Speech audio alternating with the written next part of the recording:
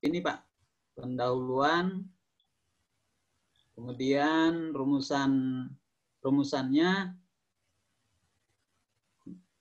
terus untuk tujuan. Coba bentar. Ya Pak. Coba rumusannya coba. Rumusannya Pak. Ya, apa yang dimaksud dengan pengertian corona COVID? Nah, jangan ini. Itu terlalu kecil ini pertanyaannya nih. Ya. Terlalu artifisial. Iya. Terlalu dangkal.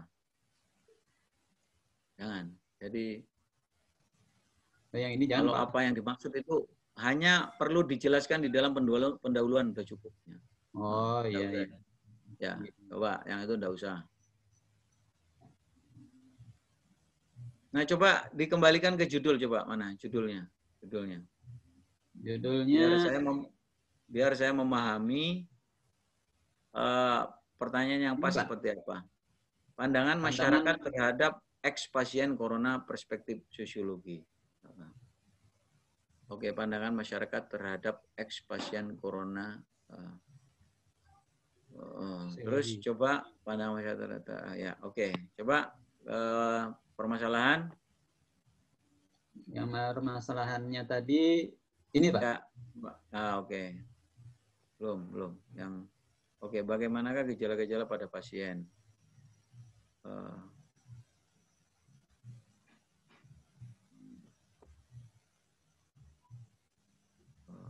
Nah, gini aja, mungkin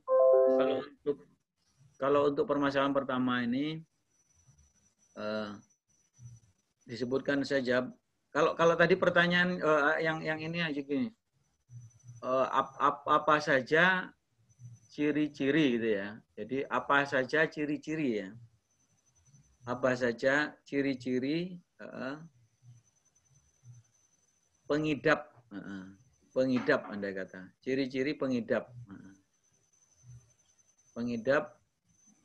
Pengidap corona berarti ya. Ya. Nanti kan akan digambarkan bagaimana orang-orang yang mengidap. Nah, biar ada sedikit gambaran. Tapi kalau tadi kan apa itu corona itu enggak terlalu aneh. Terlalu parsial itu. Terus kemudian apa ciri? Nah, nanti di dalam apa saja ciri-ciri pengidap corona itu di dalamnya nanti ada gejala sudah. Oh iya. Di dalamnya sudah ada tercermin di situ macam-macam sudah. Ini karakternya begini dan lain sebagainya.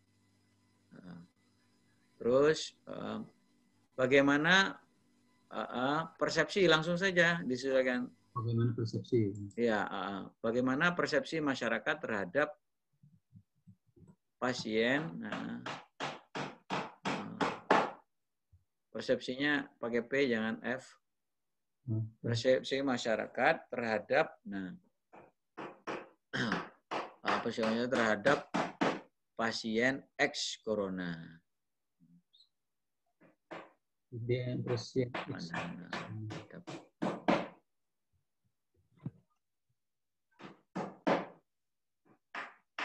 Nah, itu saja. Kalau yang dinyatakan negatif ini gimana, Pak? Nah, kalau itu nanti akan ketemu nanti di dalam persepsi masyarakat itu. Persepsi masyarakat terhadap X. Namanya juga ini, dia bekas yang dianggap positif gitu ya. Nanti akan juga dijelaskan orang-orang yang tidak tidak ditemukan positif itu. Akan juga tercermin di situ ya. Jadi cukup 2 saja sudah tercover itu. Ya. Bagaimana persepsi masyarakat. Nah, tapi kalau bisa disebutkan persepsi masyarakat mana dulu. Dilokalisir. Iya. Misalkan judulnya persepsi masyarakat dari kata Bapak kemarin tuh ada keterwakilan. Pertama dari Ibu Angga. Coba kembalikan ke judul lagi. Kembalikan ke judul. Ya. Ini Pak. Oke. Masyarakatnya disebutkan. Ini masyarakat mana dulu. Biar betul-betul ini berkontribusi untuk masyarakat yang kita teliti gitu loh. Itu Pak. Nah, ya, Muara apa ini? Muara Tewe. Ini Pak. Nggih. Kalau Muara Tewe ini kan apa di kotanya atau di mana? Di kotanya Pak. Berarti Nah, kota disebutkan aja di kota Muara Tewe aja. Oh iya. Nanti kalau Muara Tewe secara luas nanti orang bertanya, ini kan luas banget. Nah, di kota Muara Tewe. Iya. Ya. Terus nanti di dalam penjelasannya yang dimaksud kota Muara Tewe itu yang mana kan begitu. Oh. Ya. Itu permasalahan juga Pak lah. Dimasukkan di dalam permasalahan. Oh iya, iya. Nah, karena yang dimaksud itu ya di kota Muara Tewe-nya saja, tidak sampai ke wilayah pinggiran atau mana itu ya. Nah, terus coba sekarang masuk ke apa namanya? Ke metode penelitian. Metode penelitiannya Bisa. Oke, rumusan ini ke kerangka teori. Kerangka teorinya apa yang digunakan? kalau kerangka teorinya Pak, yang kita pakai ini tentang perspektif sosial itu sendiri, Ya. perspektif struktural, perspektif sosial itu sendiri, perspektif konflik sosial dari Erkolians, Max Weber, atau interaksi simbolis Pak. Nah, begini, ini kan mengkaji tentang persepsi. Biasanya persepsi ini bisa dibawa ke ranah kuantitatif atau kualitatif ya. Jadi kalau ini persepsi yang sifatnya umum saja, ya, suatu pandangan ya tentang suatu hal. Nah, itu nanti ada teorinya itu tentang persepsi itu dicari saja, ya. Tentang teori itu tidak harus interaksionisme simbolik sebenarnya, tetapi disesuaikan. Andai kata mau dibawa tentang interaksionisme simbolik boleh juga, atau fenomenologis juga boleh, karena fenomenologis itu juga berdasarkan pandangan atau apa namanya pengalaman orang gitu ya, itu bisa. Nanti dibaca lagi tentang teori fenomenologis, karena itu berkaitan dengan pandangan, pengalaman, dan lain sebagainya. Kalau Nah, tapi yang jelas bisa lah Pak. Bagaimana? Kalau dua teori ini kita masukkan interaksionalisme simbolis dan fenomenologis ini bisa kita masukkan kedua-duanya teori ini Pak. Nah, sekarang begini, teori boleh digunakan sejauh memang yang dikaji itu betul-betul relevan. Umpamanya, kalau interaksi simbolik ini, bagaimana kita membaca sebuah komunikasi, sebuah interaksi sosial, ya. Bagaimana, umpamanya orang miskin di perkotaan komunikasinya dengan orang kaya, dia kata. Interaksinya itu bagaimana? Kan komunikasi itu kan tidak harus kita ngobrol ya. Hubungan itu umpamanya di masjid, terus kemudian kita sholat bareng, kemudian makan di warung, itu kan interaksi itu. Nah itu interaksinya simbolik itu. Terus kemudian ada acara 17-an, orang kaya dengan orang miskin ini kumpul enggak? Nah itu interaksinya simbolik. Nah apakah di dalam penelitian ini juga memiliki karakter sosial yang seperti itu? Kalau mau yang seperti itu boleh, enggak apa-apa. Iya, iya. Itu ya. Nah, itu namanya interaksi namanya. Tapi kalau ini dianggap umpamanya adanya unsur interaksi antara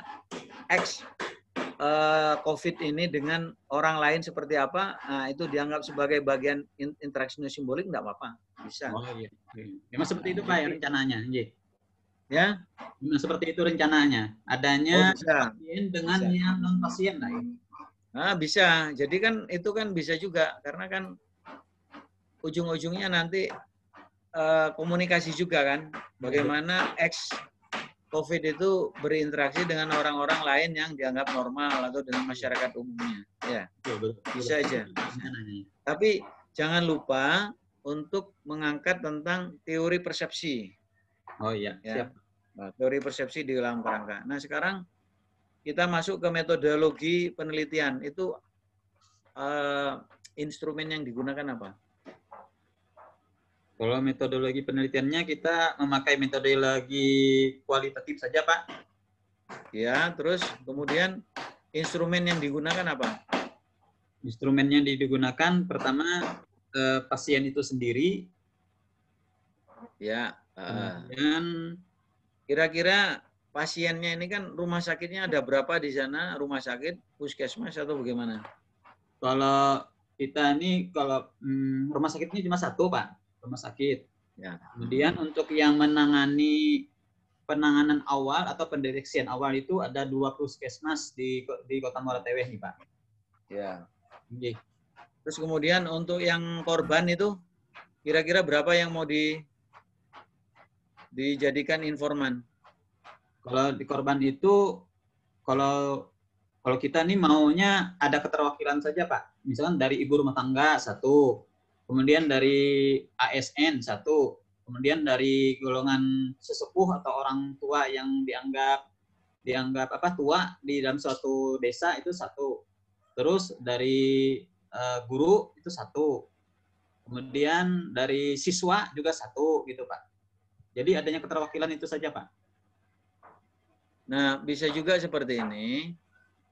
Kan gini, subjek penelitian ini adalah orang-orang ex-corona, kan begitu ya? Betul, Pak. Ya, itu subjeknya. Kemudian informannya, karena tidak semua subjek itu, tidak semua yang dijadikan ex, ya, subjek itu dijadikan informan, tapi semua informan adalah subjek penelitian. Jadi artinya begini, subjek penelitiannya memang ex COVID atau corona, tetapi akan dipilih sesuai dengan kriteria. Nah, kalau tadi mengatakan merepresentasi, ya, merepresentasi perempuan, laki dan lain sebagainya. Terus harus dikasih sebuah argumentasi kenapa dibuat segmentasi laki dan perempuan, nanti kata. Itu argumentasinya. Karena di dalam kualitatif memang sifatnya harus ada kriteria. Nah, kriterianya itu apa? Umpamanya begini, orang-orang yang ex-corona yang kita ambil jadikan informan, ya, itu antara lain, satu, dia orang-orang yang memang dikenal di masyarakat, ya, kan ada orang yang ex-corona tetapi dia tidak punya tetangga dan lain sebagainya, buat apa juga kita teliti, nggak ada imbasnya. Yeah.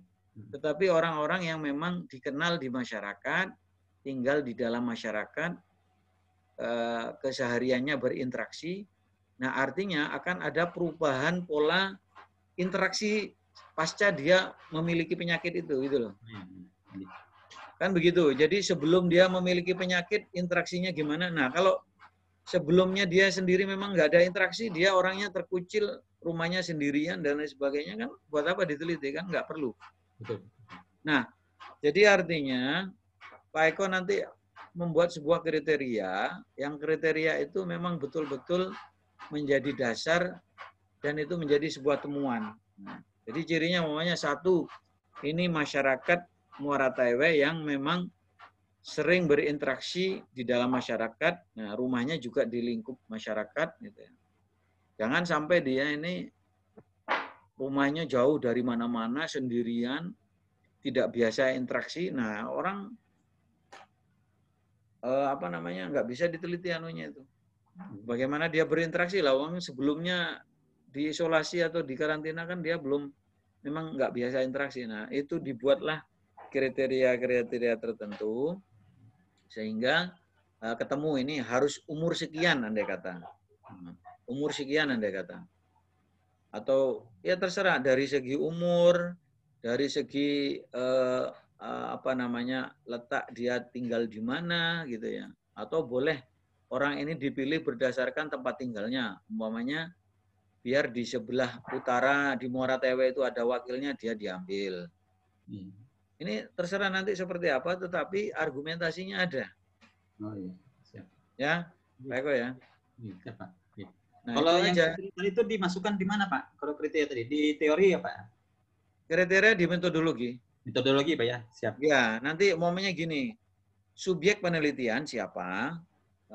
kan ex corona gitu ya. Iya, Pak. Kemudian informannya siapa gitu loh. Kan tidak semua yang kita semua subjek itu dijadikan informan kan nggak semuanya. Iya, Karena betul. Betul. yang namanya ex corona banyak banget gitu loh. Iya, betul. Tetapi dipilih, nah yang dipilih untuk dijadikan narasumber itu namanya informan. Iya. Iya. Nah, Iya, itu dipilih nanti dipilih sekian, nggak usah dipilih 10, jangan, nggak perlu. Mm-mm. Tapi dipilih berdasarkan kriteria. Nah, nanti dari Oh, kriteria ini akan muncul angka nanti. Tapi iya. nggak usah disebut, saya akan memilih 10 orang dari sekian. Ini bukan Oh, iya. penelitian kuantitatif, tapi Iya, betul. kualitatif. Ya, Siap. Oh, ya, itu iya. aja ya. Iya, siap, Pak. Jadi Makasih, Pak. nanti penelitiannya kualitatif, instrumen yang digunakan nanti observasi bisa. Iya, Pak. Kemudian Observasi. yang kedua adalah bertanya ya, interview ya. Iya, Pak. Terus yang ketiga adalah dokumen. Nah, dokumen apa? Dokumen itu digunakan untuk mencari data-data di rumah sakit atau di kelurahan siapa-siapa yang kena COVID. Nah, itu dokumentasinya. Nah, dokumentasi yang lain adalah ketika Pak Eko berpotret dengan yang bersangkutan. Ya, ketika wawancara dengan masyarakat, nah itu juga dokumentasi. Ya. Iya, Pak. Siap, Pak. Jadi 3 itu instrumen penelitiannya cukup ya. Iya, Pak. Lanjut, udah. Ya. Masih, Pak. Sekarang ini cukup, udah. Sekarang Pak Joko Wahyu Rahmanto, saya ingin tahu. Pak dosen, mohon izin dulu, Pak. Oke, gimana? Ini kan kemarin pengajuan judul lah. Ini ada sebagian kawan-kawan yang belum mengajukan judul, Pak. Kasihan nanti tertinggal. Lanjut dulu, Pak. Siapa yang belum nih? Masih ada beberapa orang itu. Nggih. Ya, dilanjut dulu, Pak. Nggih. Ya, silakan. Yang pertama yang belum punya judul. Saya, Pak.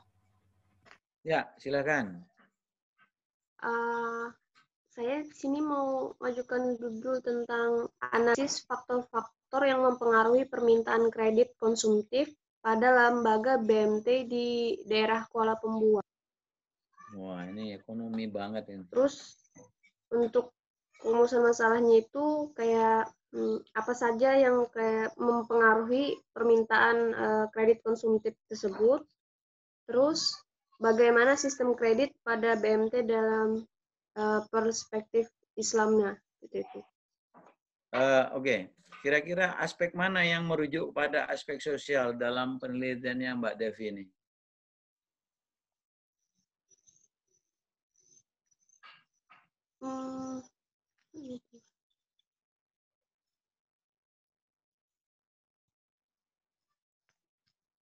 Faktor-faktornya itu Pak kayaknya.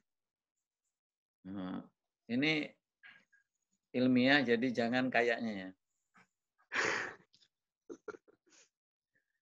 Ya, kecuali mendongeng, konon, kayaknya, kelihatannya, sepertinya boleh.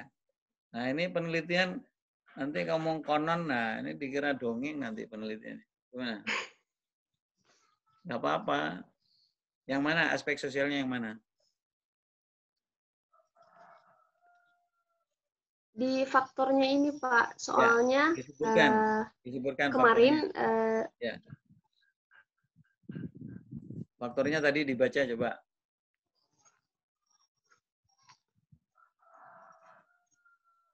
Ya, yang faktornya itu dibaca permasalahannya itu. Apa faktor-faktor apa? Belum sampai situ Pak. Oh ya. Enggak kan tadi kan sudah yang mau dikaji tentang faktor-faktor apa gitu ya. Ini. Nah, kalau tadi disebut faktor-faktornya itu yang dimasukkan dalam kajian sosiologi itu yang gimana? Dijelaskan.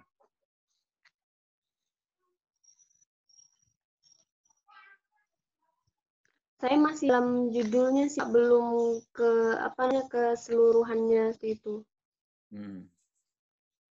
Enggak, tadi pertanyaan saya, ini yang mengarah ke aspek sosiologisnya yang mana?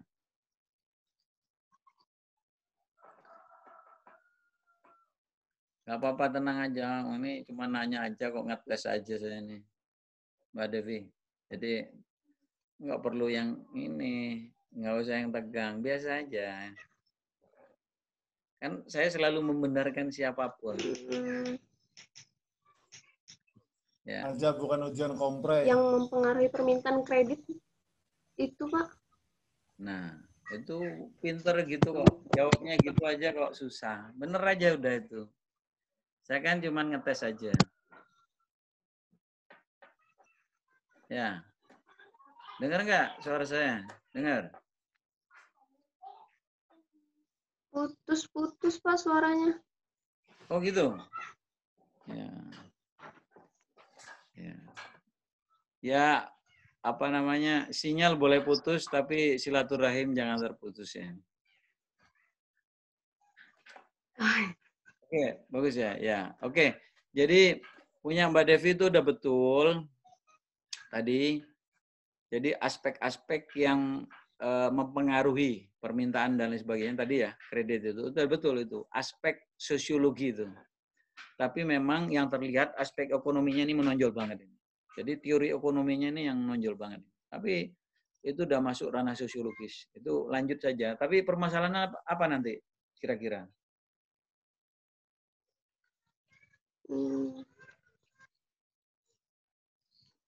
Permasalahannya apa nanti yang mau diangkat? Kalau permasalahannya itu sistem kreditnya sama ya, langsung dari masyarakatnya aja. itu sendiri. Oke, 1 apa, 2 apa gitu loh. Langsung dibuat udah apa-apa. Yang pertama cuma itu Pak, faktor yang mempengaruhi masyarakat,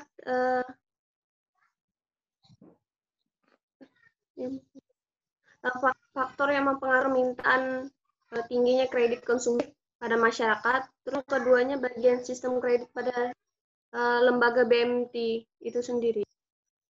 Nah, saran saya kalau untuk faktor-faktor itu jangan diletakkan di rumusan di pertama. Ya, faktor-faktornya itu jangan diletakkan di bagian 1, tetapi di bagian 2. Yang pertama itu digambarkan dulu keadaan apa ya, perkreditan itu digambarkan dulu. Bagaimanakah pola simpan pinjam atau apakah gitu ya.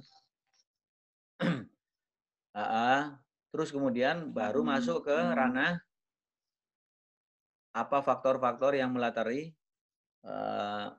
orang-orang itu meminjam dan lain sebagainya. Lalu ketiga kalau mau apa silahkan. Jadi jangan langsung faktor-faktor, tapi menggambarkan dulu proses terjadinya transaksi itu seperti apa, baru berbicara faktor-faktor, gitu ya. Ya, Pak. Dapat dipahami? Nah, terus kemudian kerangka teorinya saya minta nanti ya Mbak Devi untuk membangun kerangka teori yang sesuai dengan rumusan masalah. Kemudian metodologinya seperti apa? Pokoknya minggu depan harus ada peningkatan yang signifikan, ya. Ya, siap, Pak. Ya, ya. Oke. Kalau ada yang nggak jelas, boleh nanya aja, ya. Itu bagus sudah itu. Tapi kalau bisa disebutkan lokusnya di mana penelitiannya itu.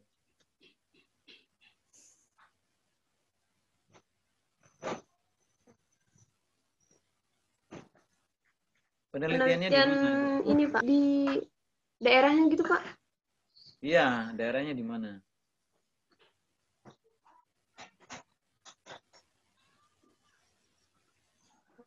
Saya sih di daerah Kuala Lambuang Pak. Iya, disebutkan aja itu tempatnya. Kalau disebutkan ada banknya, banknya disebutkan banknya di mana, letak wilayah yang kamu kaji itu di mana, subjek penelitiannya itu siapa, informannya siapa, nanti begitu. Ya.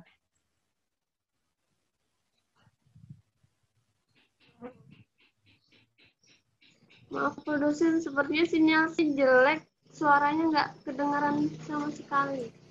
Ya. Jadi gini, disebutkan tempat penelitiannya di mana? Tempat penelitiannya di mana? Disebutkan, ya. Ya. Tempat penelitiannya di mana disebutkan. Dengar, sudah? Oh iya, Pak. Terus kemudian yang menjadi subjek penelitiannya siapa, informannya siapa. Terus teknik pengumpulan datanya bagaimana, itu sudah komplit. Ya. Kerangka teorinya juga. Ya. Siapa? Oke, jadi minggu depan paling tidak harus ada perkembangan yang sudah signifikan ya. Oke. Sekarang lanjut ke yang lain. Nah, ini yang barusan. Ini lanjut ya ke yang barusan. Siapa ini? Imran. Mana? Muhammad Fauzan, Pak. Muhammad Fauzan, oke. Silakan. Pak, judulnya sudah saya chat di kolom chat. Analisis restrukturisasi pembiayaan Bank Syariah kepada nasabah yang terdampak COVID-19. Studi kasus BNI Syariah Kantor Cabang Palangkaraya. Oke, coba saya lihat ya. Analisis restrukturisasi pembiayaan Bank Syariah kepada nasabah yang terdampak COVID-19 Kota Jamal. Nah, oke. Sekarang apa perumusan masalah yang akan diangkat ini? Di sini Pak, yang pertama,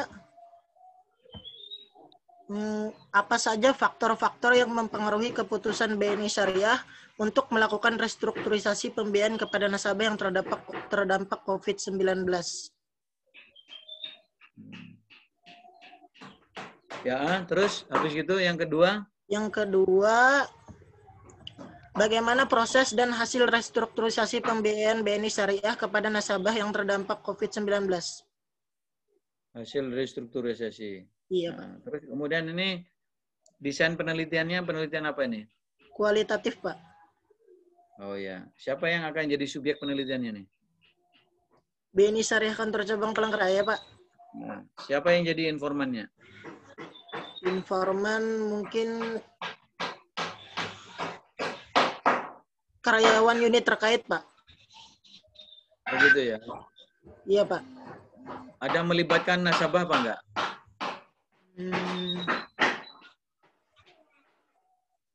Nggak ada kayaknya, Pak.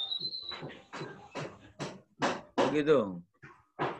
Ya, kalau memang tidak ada, tidak masalah. Jadi sekarang itu informan harus betul-betul selektif siapa yang memang akan dijadikan informan ya.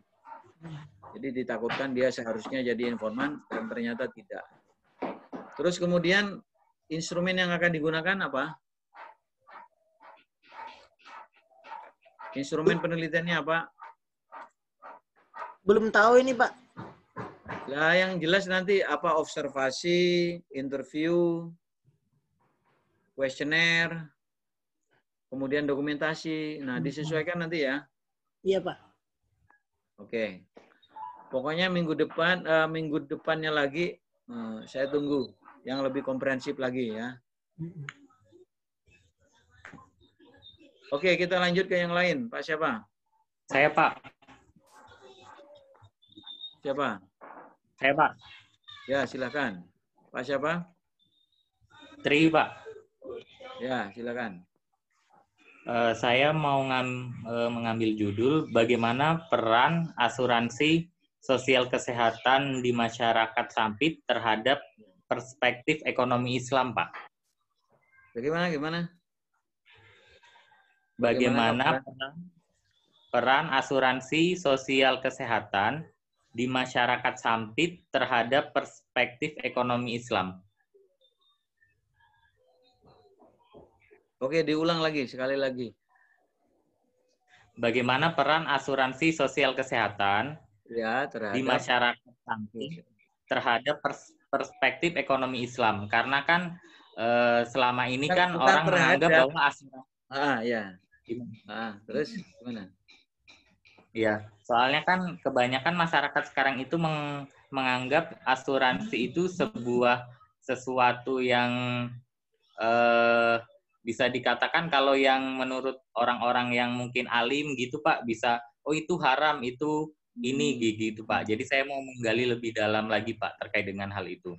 Tapi asuransinya ini asuransi syariah apa asuransi umum, konvensional? Asuransi umum Pak. Asuransi sosial yang umum. Oh, jadi nggak usah, jangan apa yang tadi belakangnya tuh judulnya terhadap perspektif ekonomi syariah. Islam. Iya. Kan. Jadi terhadap ini pendakan masyarakat Islam gitu saja. Terhadap pandangan masyarakat Islam, Pak ya. Ya, jadi masyarakat Islam yang memandang bukan syariah. Karena gini, kan itu kan masyarakat. Nah, masyarakat Islam itu nanti subjeknya kan masyarakat Islam. Kemudian informannya dicari tokoh-tokoh gitu loh, tokoh-tokoh Islam. Nah, atau tokoh Islam, kalau orang masyarakat bawah ini kan nggak kritis terhadap yang begitu, berarti memang harus tokoh saja.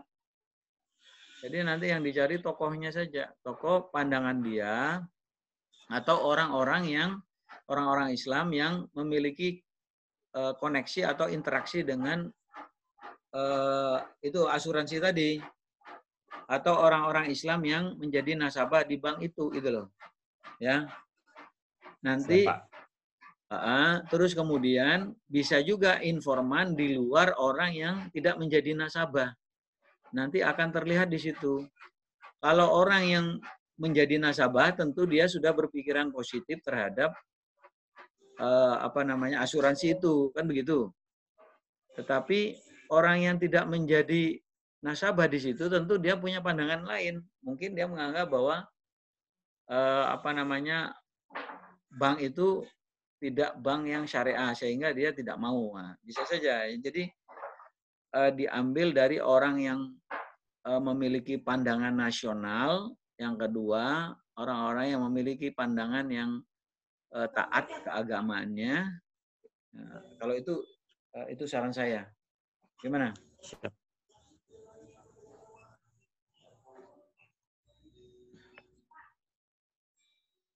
Gimana Mas Tri tadi? Iya Pak. Ya, jadi pandangan masyarakatnya. Pandangan masyarakat berarti, Islam tentunya. Bagaimana peran asuransi sosial kesehatan di masyarakat Sampit terhadap pandangan masyarakat Islam, Pak ya? Sebenarnya di balik itu pandangan masyarakat Islam terhadap gitu loh. Terhadap itu. Jadi terbalik itu. Pak dosen, nanya Pak dosen, sebentar. Ya, silakan Pak.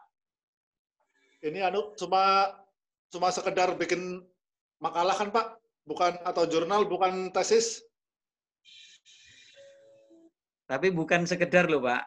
Iya, maksudnya tugas mata kuliah itu loh Pak. Nanti kalau sekedar sembarangan nanti.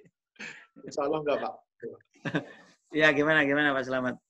Ini makalah ya. Tetapi ini rencananya outputnya harus dijurnalkan atau dibungarampaikan. Siap-siap Pak. Ya. Nah, kalau tidak malu dengan tulisan asal-asalan yang sekedarnya tadi katanya Pak Selamat, ya nggak apa-apa. Ya nanti saya mau dibanggakan baik, ternyata menurut orang jelek ya, lebih baik merendah aja Pak. Nah itu Pak, ya. Jadi ini outputnya, outcome-nya ya untuk pengembangan keilmuan kita dengan adanya penulisan ini, kita nanti akan lebih semangat ketika kita melihat hasilnya, gitu ya.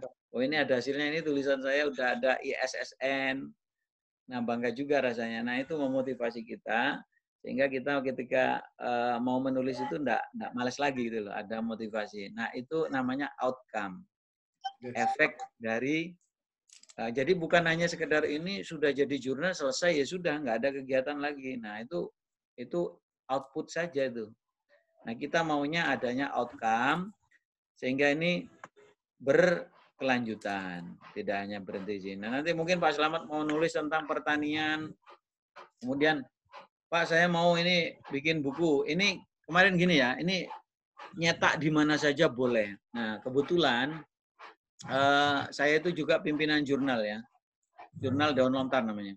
Bisa dicek ya, komunitas Daun Lontar, dan itu reviewernya dari luar juga ada, dari Vietnam, dari Malaysia ada. Nah itu beberapa bukan sudah sering terbit, seringkali udah terbit. Biasanya menerbitkan tentang budaya, tentang bahasa dan sastra, tapi juga nerbit yang umum-umum. Nah Pak Slamet bisa milih penerbit lain dan lain sebagainya. Tapi kalau komunitas Daun Lontar yang saya pimpin itu, dia 20 boleh. Nah, 20 buku aja boleh. Kisarannya itu bisa bisa dihitung 180 lembar. Karena kita nyetaknya cuma di Palangkaraya, tidak di Jogja. Kalau banyak di Jogja murah. Itu 180 lembar, itu per ininya apa namanya ini? Per bukunya itu 70.000 kalau 180 lembar. Itu kan tebel, agak tebel. Terus gambarnya juga eksklusif. Nah, tapi Pak Slamet dan yang lain itu bisa milih di mana saja boleh. Kita ini bukan modern, tetapi postmodern. Ada kebebasan untuk memilih jurnal mana. Yang penting ada bukti bahwa teori-teori sosial ini outputnya jurnal. Tapi kalau mau jurnal, ini Bapak Ibu sekalian, itu patungannya satu orang itu 350.000. 350.000 dapat 2 lembar, 2 eksemplar, mohon maaf. 2 eksemplar jurnal yang sudah ber-SSN. Kalau lewat komunitas Daun Lontar. Tapi kalau mau lewat yang lain boleh, sangat boleh. Ada kebebasan, tetapi harus ada itu sebagai bentuk output dari mata kuliahnya. Ya, ya Pak Slamet ya. Oke, Pak Mas Triyono lanjut yang itu. Bagus sudah. Dan untuk sementara saya juga akan melanjutkan aktivitas saya ini karena sudah selesai ya. Mata kuliah untuk hari ini saya sudahi. Kita lanjut 2 minggu lagi, tetapi yang masih belum mohon untuk sudah lebih signifikan perkembangannya ya. Signifikan perkembangannya agar nanti ketika, kalau saya harap begini ya. Kalau saya harap sebelum sebelum kita selesai UTS itu sudah selesai ini. Jurnalnya itu sudah selesai semua. Dulu sudah dapat gitu loh. Gimana menurut Bapak Ibu sekalian? Sanggup enggak? Sanggup. Insya Allah. Insya Allah. Harus sanggup. Jadi gini soalnya. Soalnya gini, Bapak Ibu sekalian, saya kasih waktu 2 minggu dengan 2 bulan itu sama. Ya. Karena kalau dikasih waktu 2 bulan, ini masih lama. Ketika kita dikasih waktu 5 hari andai kata, itu sama dengan 2 bulan. Karena efektivitasnya lebih dinaikkan, sehingga dia lebih produktif. Kalau saya kasih waktu 2 bulan andai kata, wah itu besoknya, wah masih ada waktu. Besoknya masih ada waktu. Besoknya masih ada waktu. Nah, kita sekarang manfaatkan waktu. Saya berharap ya, ini jumlah mahasiswanya berapa nih semuanya? 23, Pak. Jadi kalau memang mau di dalam ini boleh. Jadi pokoknya terserah gimana caranya. Kalau mau mendaftar lewat jalur komunitas Daun Lontar ini, bisa diterbitkan namanya special issue. Ya, special issue itu boleh terbit kan gini. komunitas Download ini jurnalnya terbit setiap bulan Februari dan September. Ya, Februari dan September. Nah, berarti September ini udah lewat. Kemarin udah terbit. Nah, sekarang kalau mau terbit di bulan Desember itu bisa. Itu namanya special issue. Nah, special issue ini keluar temanya juga boleh beda. Namanya special issue. Nah, kalau Bapak Ibu sekalian sepakat, kalau mau ikut yang ini atau ikut yang lain tetap boleh, tetapi harus waktunya itu juga sama gitu loh, harus bareng. Biar saya juga tidak repot mengurusnya. Ya. Jadi ini selesai, yang itu juga selesai. Ya. Ikut dalam daftar aja Pak, nanti dikoordinir oleh ketua kelas. Nah, itu. Silahkan. Kalau mau ikut gabung ini tidak masalah, pokoknya ini postmodern. Tidak perlu keseragaman, harus di tempat sini, kalau nggak sini nggak bagus, nggak. Justru kalau beragam di tempat-tempat lain bagus. Tapi tentu kita berharap ya bulan kita UTS, ya, Bapak Ibu sekalian sudah selesai itu sudah terbit, sudah jadi buku, sudah jadi jurnal maksudnya. Tulisan-tulisannya udah masuk semua. Ya. Berarti kalau misalkan jurnalnya belum terbit tapi sudah dikasih LOA, itu bisa nggak Pak? Atau memang harus terbit dulu? Bagaimana? Kalau jurnalnya belum terbit tapi sudah dikasih LOA sebagai bukti bahwa jurnal itu sudah diterima di tempat kita menerbitkan jurnal, apakah itu bisa Pak? Atau memang harus pada bulan Desember itu saja kita menerbitkan jurnal? LOA bisa. LOA, rata-rata LOA. Memang LOA itu untuk mengatakan bahwa punya kita sudah masuk. Jadi nanti LOA kalau diperlukan bisa dibuatkan sejauh memang sudah selesai. LOA tidak keluar kalau memang tidak ada bukti. Nanti ditakutkan minta LOA tapi belum nyetor makalahnya, itu tidak boleh. Oh, berarti walaupun jurnalnya belum terbit, tapi kalau sudah dapat LOA, tidak apa-apa ya Pak ya? Boleh. Tidak apa-apa. Tidak apa-apa. Tidak masalah. Yang penting ada pernyataan bahwa yang bersangkutan sudah mengirim makalah lengkap, terus diketahui dengan LOE itu ya. Letter of acceptance itu ya. Tidak masalah. Ya. Ya. Oke, ada pertanyaan lagi?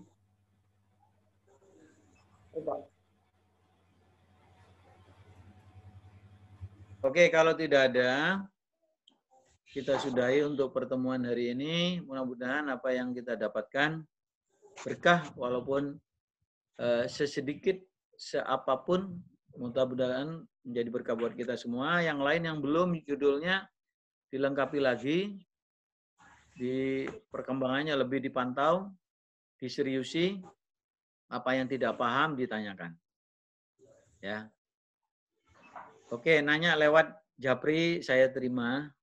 Nah, mudah-mudahan saya ada waktu karena saya bidang kemahasiswaan di PB ya, menangani mahasiswa banyak. Jadi silakan kalau ada pertanyaan seperti apa. Saya suka biasanya kalau WA dengan saya telepon biasanya. Pak, ini judul ini saya telepon aja. Karena saya kalau WA kurang suka.